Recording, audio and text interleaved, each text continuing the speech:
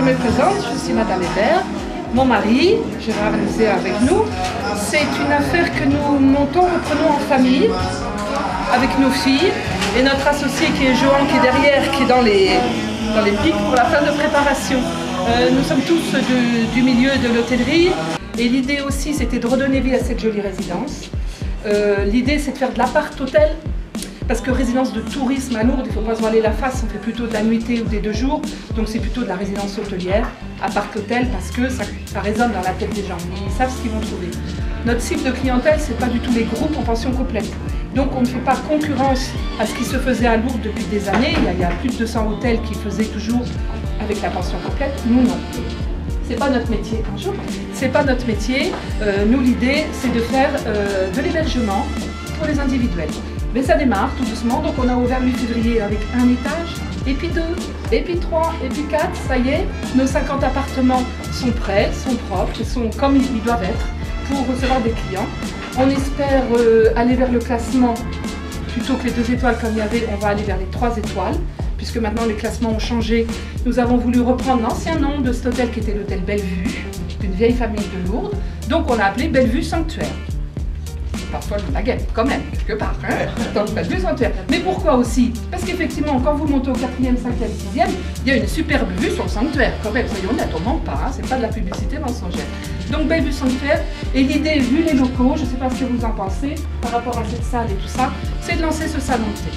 Alors nous, c'est pas avec une licence 4, on n'est pas du tout le bistrot du coin, on ne veut pas du tout faire de concurrence, c'est un petit salon de thé convivial, cosy, pour ces mesdames lourdaises qui voudront bien venir.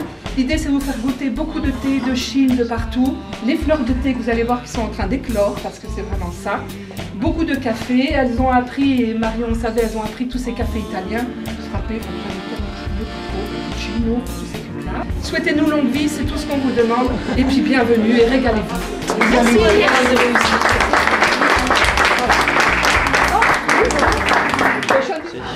Alors, tout en bas, vous avez la partie accueil, bien sûr, pour accueillir toutes les personnes ayant réservé un hébergement. Et toute la partie salon de thé, qui est ouvert à tous. Tout le bas ici.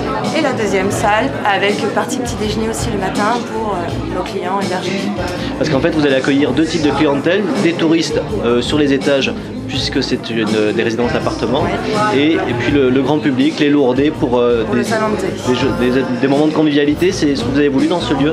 Tout à fait, on a cherché un petit peu à personnaliser à notre image le hall d'accueil et d'en faire un petit coin cosy et d'essayer de faire découvrir certains produits, fleurs de thé, etc., des pâtisseries, par le biais de ma petite sœur qui s'en occupe.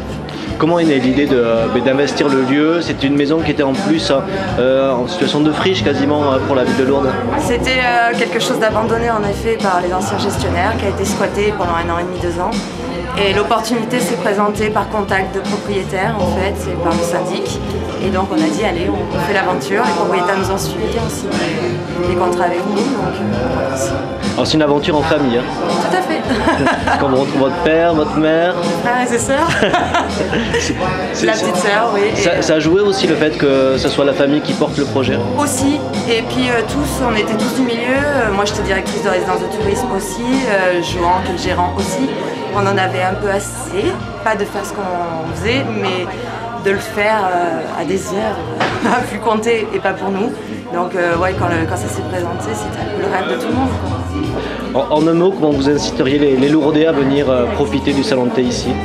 En un mot, déjà idéalement situé, quand vous descendez à la grotte, faites la pause et qu'on les accueillera avec beaucoup de plaisir et qu'on n'est pas là pour, on va pas se le cacher, ça reste un commerce, mais on n'est pas là pour chiffre, on est là surtout pour un accueil convivial et avoir des gens sympathiques qui aiment passer du temps, prendre un bouquin, un jeu de société, tout en buvant un thé, ouais, c'est un peu ça.